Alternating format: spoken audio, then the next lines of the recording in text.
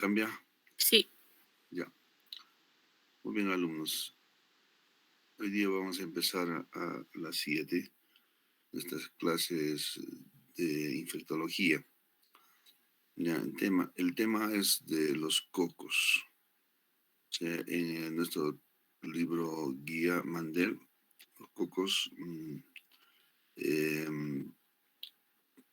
los divide en dos grandes grupos, los gram positivos y los gram negativos. De acuerdo a la microbiología, el laboratorio, entonces, nosotros sabemos que hay una tinción de Gram. Entonces, cuando en la tinción de Gram las bacterias cocos se tiñen de color azul, vamos a denominarlos Gram positivos. Y si se tiñen de color rosado a rojo, Gram negativos, ¿no? Entonces, de ahí la división de dos grandes grupos de estas bacterias, ¿ya? Cocos porque tienen forma, ¿no?, ovalada, redondeada.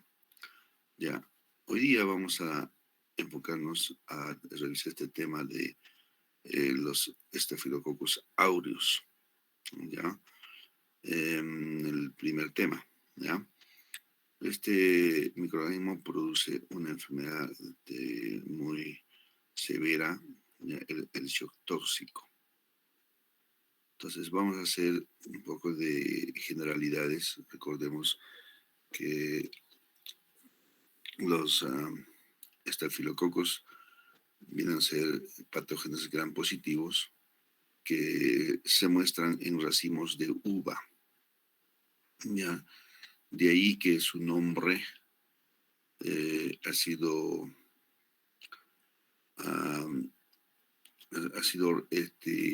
acuñado como estafilo. ¿Y por qué? Porque del latín staphylae, ¿no? Da la denominación por la forma, ¿no? La forma de racimos de uva, ¿ya? Entonces queda ese nombre de Staphylococcus. Entonces los Staphylococcus eh, tienen un tamaño de 0,5 a 1,5 micrómetros de diámetro, ¿no? Entonces hay un investigador, Oxton, ¿no? Introdujo la denominación de Staphylococcus, ¿ya? Son bacterias inmóviles, no forman esporas, son catalasas positivo y coagulasa positivo, ¿ya? O sea, la mayor parte de las especies son anaerobias facultativas. Son responsables de las infecciones superficiales y profundas. Entonces, causa principal de infecciones intrahospitalarias y extrahospitalarias del torrente sanguíneo, ¿no? Entonces, es la primera causa de infecciones invasivas, ¿no? Como endocarditis infecciosa y osteomielitis, que son dos enfermedades, ¿no?, que están, ¿no?, en su etiología los estafilococcus, ¿ya? Entonces, la endocarditis es una alteración a nivel de las válvulas del corazón, van a ser producidas, ¿no?, en forma de vegetaciones. Entonces, es un acúmulo de estas bacterias y que van a alterar la válvula y por lo tanto van a producir una insuficiencia de esta válvula y producir un soplo en poco tiempo, ¿no? Por otro lado, la osteomielitis es una alteración del hueso, ¿no?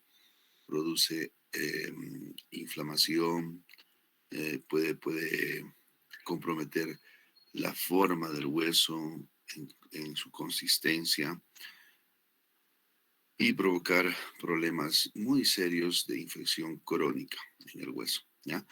Es responsable de enfermedades biógenas y asociadas a toxinas y con frecuencia resistente a la meticilina. Entonces son Staphylococcus aureus resistente a la meticilina, como en siglas podemos decir SARM. Bien, en su epidemiología, los estafilococcus forman parte de la flora normal en la piel humana y las superficies mucosas. Entonces, están en las fosas nasales, ¿no? Colonizan las narinas en un 20-40% de la población normal. Aquí es su hábitat, ¿no? De los estafilococos. Entonces pueden sobrevivir en superficies secas durante periodos prolongados, ¿no? La transmisión es por contacto directo o fomites. Ya, es productor de superantígenos responsables del shock tóxico e intoxicaciones alimentarias. ¿Mm? Y entonces vamos a ver estos dos cuadros, ¿ya? De alteración por estafilocosis. En su microbiología sabemos que la mayoría de especies son virulentas, de las más de 40 especies del grupo taxonómico Staphylococcus, ¿no? Tienen un genoma central que está conservado, que consta de aproximadamente 2,8 millones de pares de bases. ¿Mm? Los elementos genéticos móviles múltiples producen islas patógenas y genómicas, transposones y prófagos que codifican genes de virulencia y de resistencia a antibióticos, ¿no?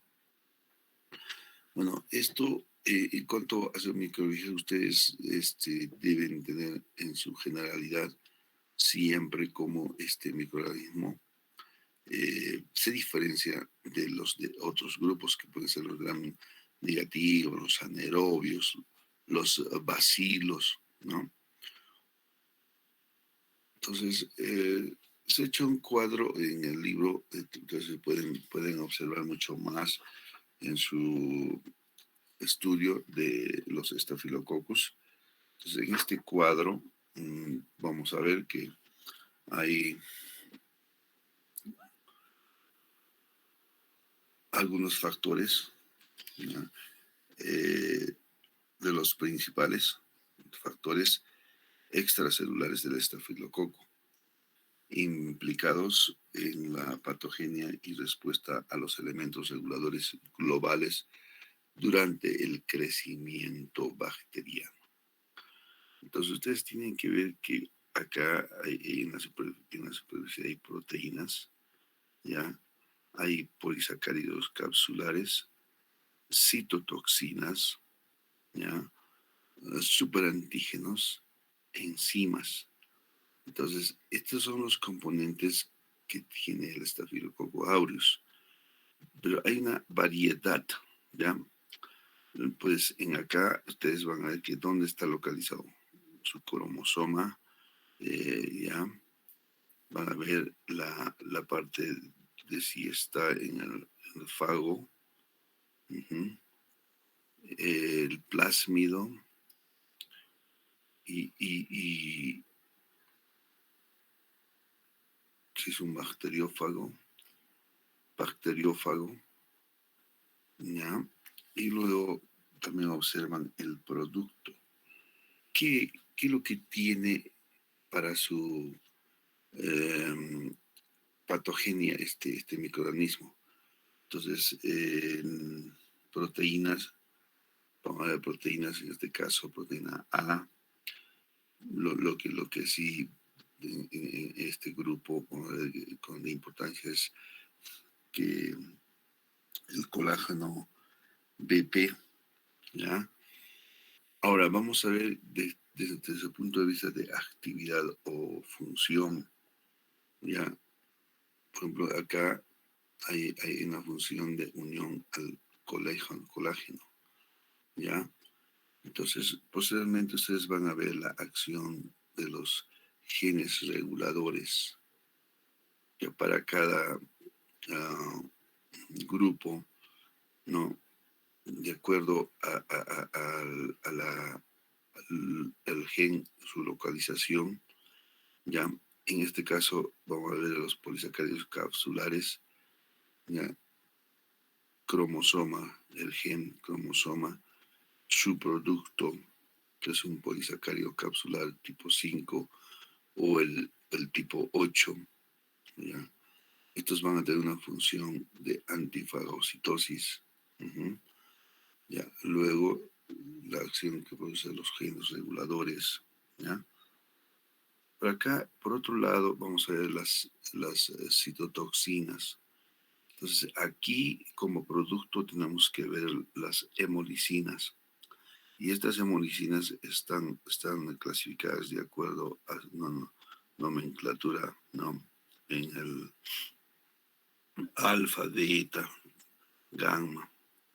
¿Ya? Entonces, estas también van a tener una función que van a ser una en función de hemolicina, citotoxina, ¿ya? Y su acción de los genes reguladores. Bueno, ahora los superantígenos, en cuanto al producto, son las enterotoxinas o la exfoliatina, ¿ya? O la toxina del shock tóxico 1. Entonces, estos productos están de acuerdo al genoma, ¿ya? Y también su localización, ¿ya? Entonces, ustedes ya, cada producto que tienen van a causar actividad. Por ejemplo, la enterotoxina B está relacionada con una intoxicación alimentaria. ¿Ya? Enterotoxina C, intoxicación alimentaria. Enterotoxina D, intoxicación alimentaria. La exfoliatina A, dermatitis exfoliativa estafilocócica, ¿no? Ya la exfoliatina B, dermatitis exfoliativa estafilocócica. Y lo que es de nuestro tema, ¿no? La toxina del shock tóxico produce el síndrome del shock tóxico, ¿ya? Por otro lado, las enzimas. Hay varias enzimas, ¿ya? Y como producto, ustedes pueden ver, ¿no? Una serie de enzimas y la acción o función, ¿ya? Entonces, por ejemplo, esta es la hialuronidasa, que va a ser como función factor de diseminación. O la coagulasa, produce coagulación, digestión del coágulo, ¿no? Entonces, de acuerdo al estudio, ¿no? Tiene factores de virulencia. ¿Cuáles son? Son las toxinas, ¿ya? Y las enzimas. Entonces, en microbiología nosotros ya hemos revisado, digamos, cuando hemos estudiado las estafilococias, que hay enzimas que estos microorganismos producen, como coagulasa, hialuronidasa, fibrinolicina, lipasa, nucleasas, con el fin de tener una actividad, ¿no? O hablamos de su virulencia, ¿ya? Entonces, toxinas también, que ya le hemos mencionado anteriormente, pero acá en resumen, ya las citotoxinas, las toxinas defoliativas, las enterotoxinas y la toxina 1 del síndrome del shock tóxico, ¿ya? Entonces, ahora, dentro de los componentes extraestructurales, tenemos, eh, tienen ya la cápsula, vamos a ver, eh, una biopelícula, las adhesinas de superficie, peptidoglucanos, ácidos teicoicos y hipoteicoicos. Entonces, estos elementos van a darle, ¿no? Una virulencia a la bacteria, ¿ya? Entonces, de eso se trata, que estos van a tener un poder de infección sobre las células que afectan, ¿no? ¿Ya? Entonces, hay enfermedades clínicas que produce los estafilococos, unas que son mediadas por toxinas, ¿ya?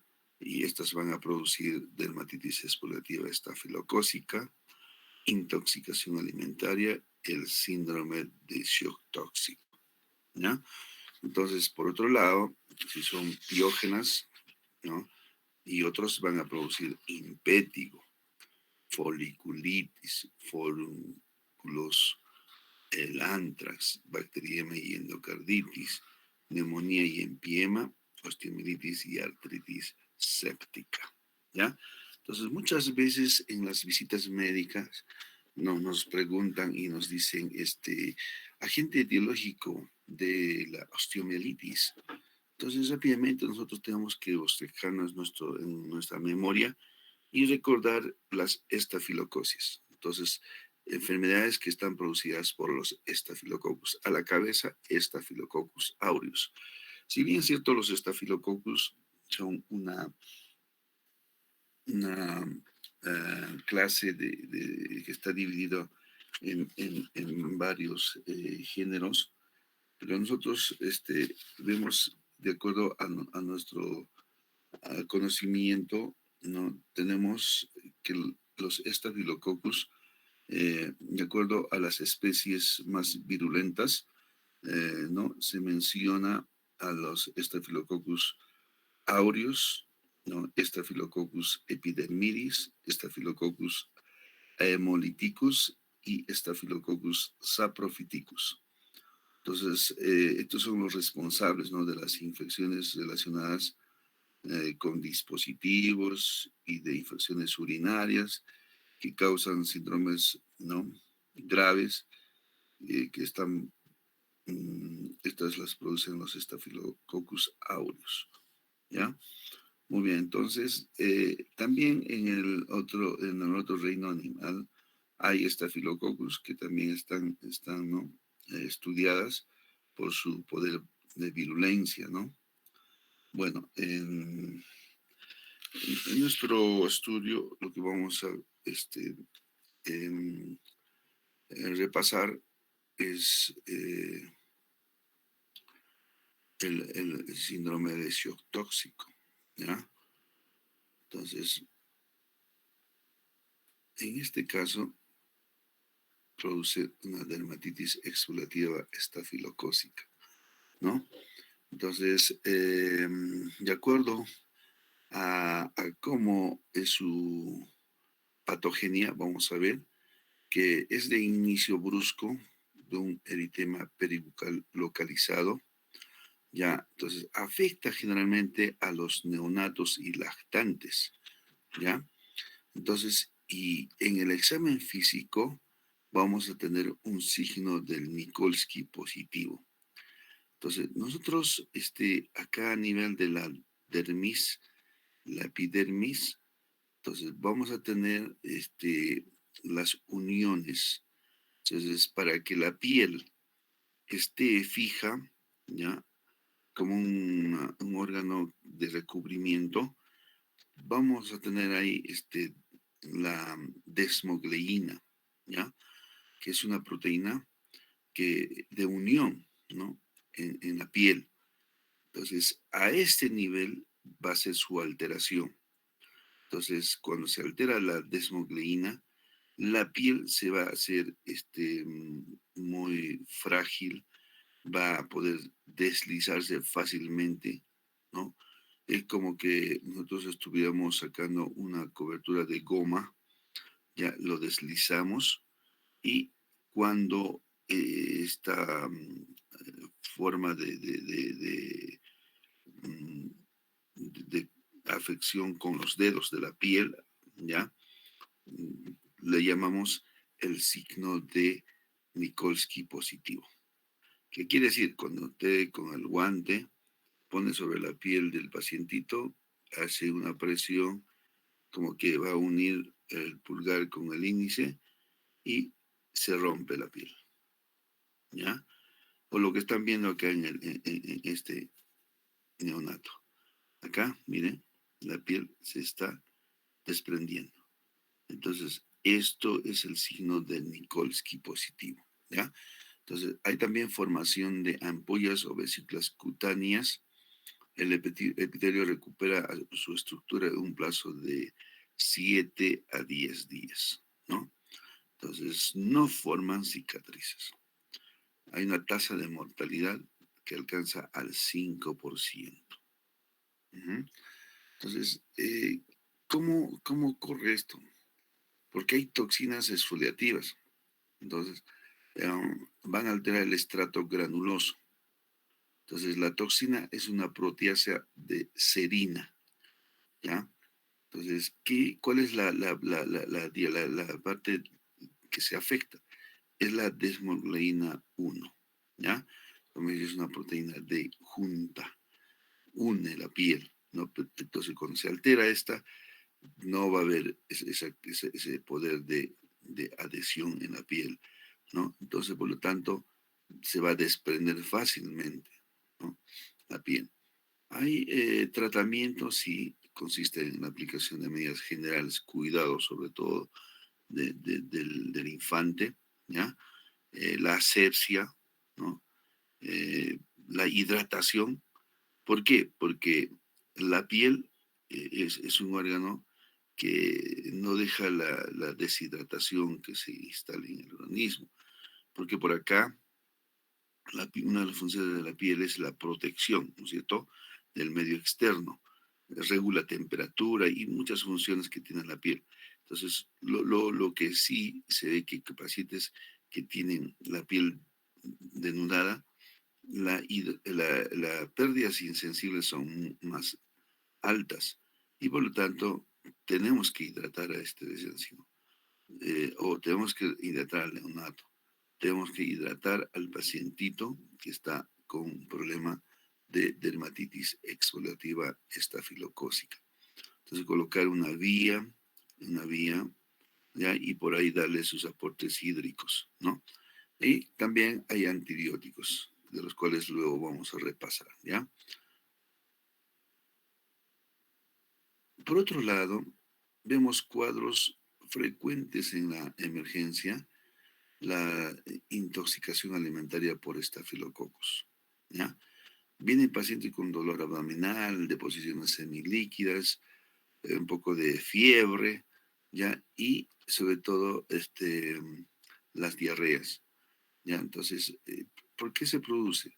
Se produce porque hay contaminación a través de un estornudo o mano contaminada, ¿ya? Entonces, el periodo de incubación es de horas, horas. ¿Cuántas horas? 4 horas, ¿ya?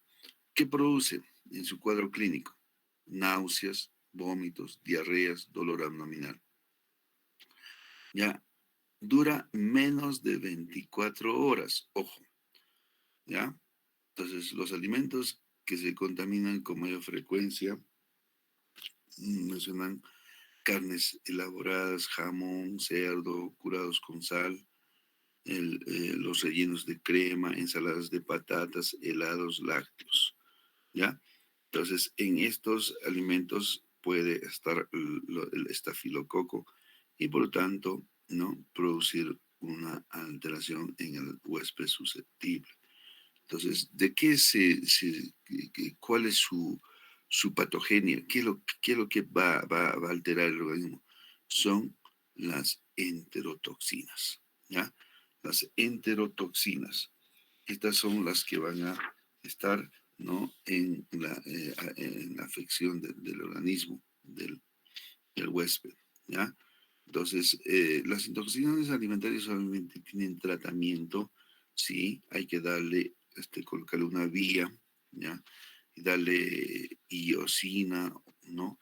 En vía endovenoso, que es un antiespasmódico, ¿no? El antiespasmódico, la iosina viene en ampolletas de 20 miligramos, le podemos dar cada 8 horas, ya acompañado de metamizol, 1 gramo, ¿no? Iosina más metamizol, 1 gramo, endovenoso cada 8 horas, con el fin de poder aliviar este síntoma, el dolor abdominal. Ya para las náuseas, medicamos dimendilinato de 50 miligramos endovenoso cada 8 horas, ¿ya? Y la diarrea, obviamente, podemos usar antibióticos o hidratación. Entonces, ¿qué hay que hacer? Colocamos una solución polielectrolítica de 1000 cc y le damos a 30 o 45 gotas y a veces 60 gotas. Obviamente tenemos que ver las funciones vitales. Entonces, en este paciente tenemos que ver que la presión arterial esté 120-80. O si tiene una hipotensión que va llegando a 90, 60 o hasta menos de esta cifra, entonces se debe hacer una hidratación eh, en bolos, ¿no? Entonces, pasarle cloruro de sodio al 9 por 1000, 500 ese es chorro, o darle 1 litro a goteo dinámico, ¿ya? Entonces, esa es la forma de cómo debe tratarse una estafilococia alimentaria. Pero por ahí algunos utilizan antibióticos. Pero acá dice, el tratamiento antibiótico no está indicado. Entonces hay que darle medidas generales y la hidratación y darle sintomáticos de los cuales hemos mencionado. ¿Ya? Muy bien. Entonces, acá el síndrome del shock tóxico.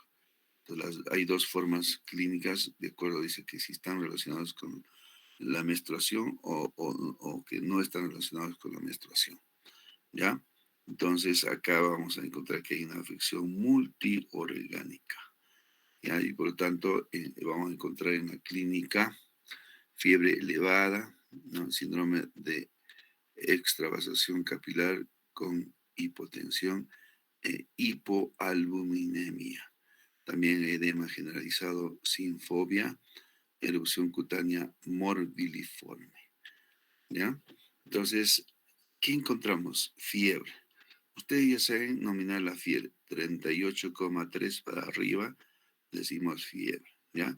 Ahora, presión arterial. Tomamos la presión arterial y encontramos que esta está por debajo de 90-60, entonces ya estamos en un cuadro de hipotensión, ¿ya? Y examinamos a la inspección la piel, encontramos exantema maculoeritematoso, ¿ya?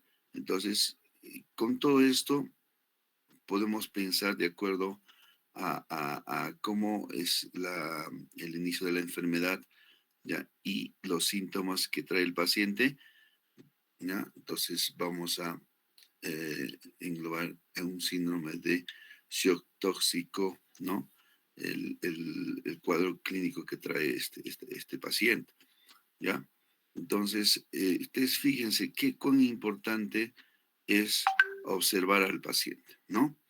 Entonces, ahora, ¿por qué la hipotensión? La hipotensión porque hay una extravasación capilar, ¿no? Extravasación capilar. ¿Qué quiere decir? El líquido que va en el plasma, normalmente en el vaso sanguíneo arterial y que termina en la parte distal, que viene a ser la formación de los capilares, acá ¿qué va a haber? Una salida del plasma al espacio intersticial, ¿ya? Como va en salida del plasma, entonces este tejido este, no va a tener un buen retorno del flujo sanguíneo hacia las venas, ¿ya? Para que regrese hacia el corazón derecho, ¿no? A través de las venas cavas superior e inferior, ¿no? Entonces, este paciente no va a tener un buen gasto cardíaco y por lo tanto su hipotensión se va a manifestar. ¿Por qué? Porque va a haber un secuestro de líquido a través de todo lo que viene a ser la extravasación capilar, ¿no?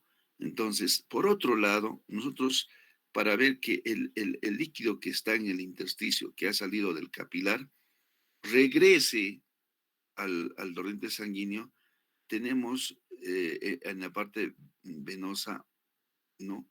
Que tenemos proteínas.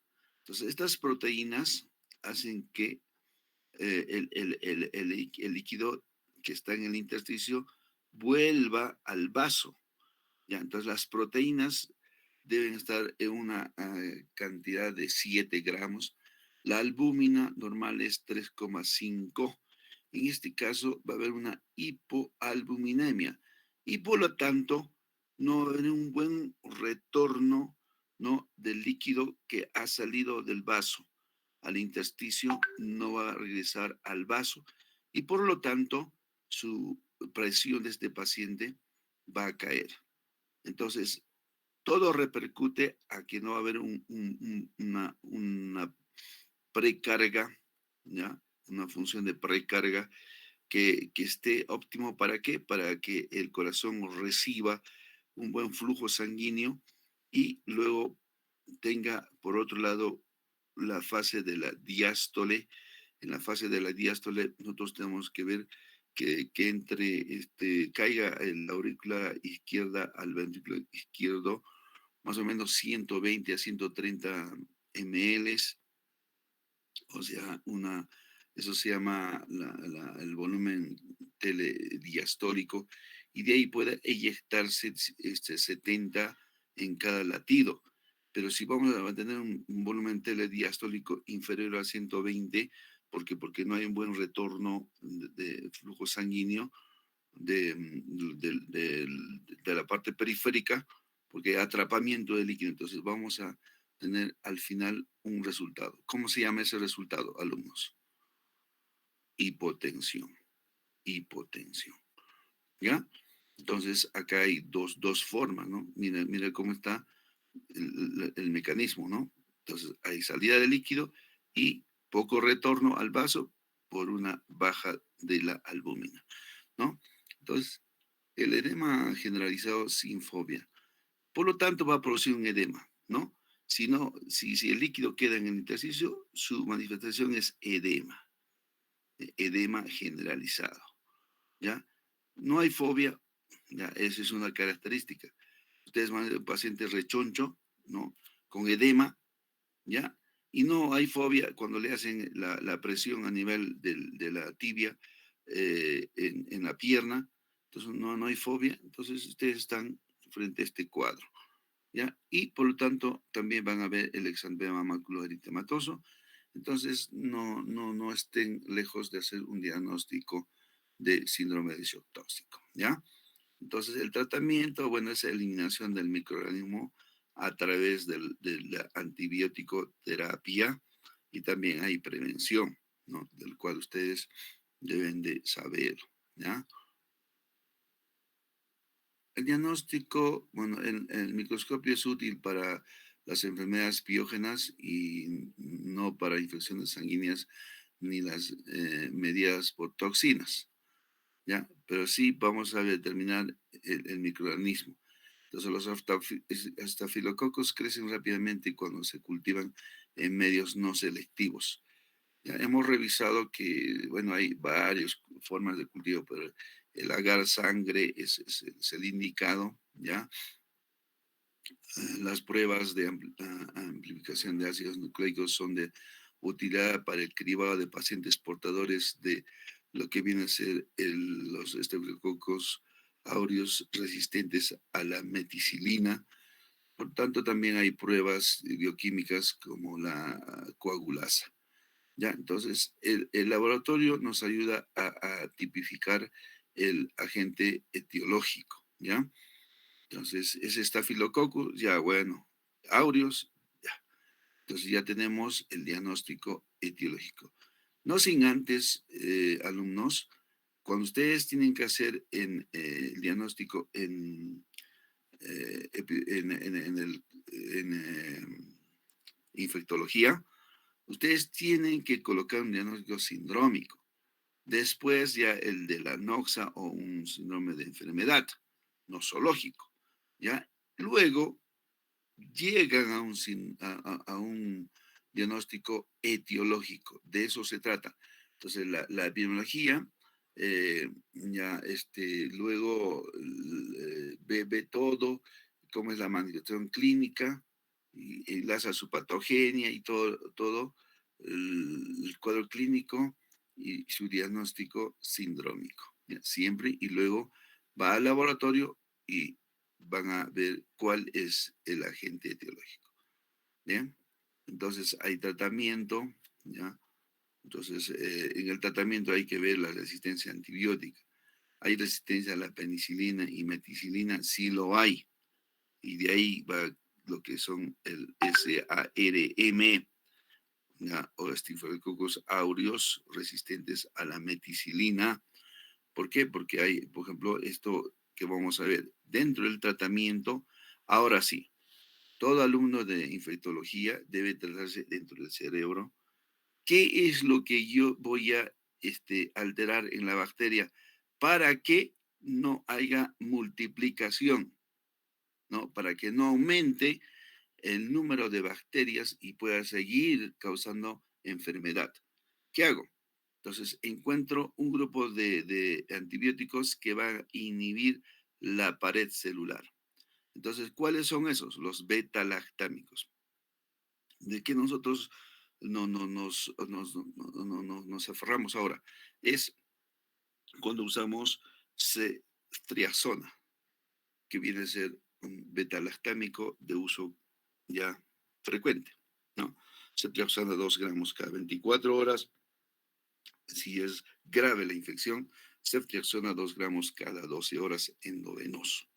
Glucopéptidos sí se está usando, en este caso vancomicina, que la dosis es de 500 miligramos, ¿no? Podemos ampliar a 1 gramo cada 12 horas, ¿ya? Entonces se asocia esto y va bien, ¿no? Ahora, inhibidores ribosómicos, y solo quiero a este nivel tratar el cuadro, entonces usan macrólidos. Los macrólidos sabemos que tenemos ahí claritromicina, eritromicina, tenemos la acitromicina. O por otro lado también uso lincosamidas, la clindamicina de 600 miligramos cada 8 horas. Este micanto streptogramina, bueno, se usa a otro nivel, pero nosotros no tenemos ¿no? en la reserva farmacológica en nuestro medio. Aminoglucósidos sí se puede usar amicacina, gentamicina, las tetraciclinas. Entonces, ¿con qué fin? Con inhibir, ¿no? Lo que es en esa parte cuando la bacteria, bueno, va a multiplicarse, es porque va a tener una estructura, ¿no? Entonces, para ver que no se formen los ribosomas en las bacterias, colocamos en el tratamiento este grupo de antibióticos. Ahora, inhibidores de ARN polimerasa, la rifampicina. Pero ojo, alumnos, hemos estado leyendo los textos de infectología. Ya, la rifampicina no se debe usar sola, porque rápidamente nos lleva a un cuadro de resistencia bacteriana. Pero sí podemos asociar con otros. Podemos asociar con los antibióticos que están arriba o con los antibióticos que están abajo en este cuadro, ¿ya? Inhibidores de la ADN girasa. Esto sí es pan de cada día. Usamos ciprofloxacino, ¿no? 200 miligramos, subimos la dosis 400 miligramos cada 12 horas, ¿ya? Y como también podemos usar inhibidores de los metabolitos como trimetropina, sulfametazol, que viene a ser el famoso trimetropin, ¿ya? O cotrimoxazol. Entonces, mire, de lo básico a lo más complejo, pero sí podemos conjugar estos. Cuando son cuadros severos, vamos a conjugar todo esto. Se puede hacer sinergismo. Entonces, ustedes, alumnos, tienen que saber cómo los antibióticos tienen acción sobre la bacteria. ¿Ya? Y este cuadrito nos enseña el uso adecuado de los antibióticos para poder vencer la infección, ¿no? Entonces, alumnos, van a ustedes ver los mecanismos de resistencia. Los antibióticos tienen tarea para poder ya dilucidar y poder, digamos, vencer su curso, ¿ya? Entonces, tienen que saber sí o sí esto. Y por lo tanto, me despido de ustedes, ¿ya? Y les digo muchas gracias hasta el día de mañana. Mañana también tenemos clases, ¿ya? Muy bien. Nos despedimos, alumnos. Hasta luego. Hasta mañana, doctor. Hasta mañana, doctor. Ya, hasta mañana. Hasta mañana, doctor.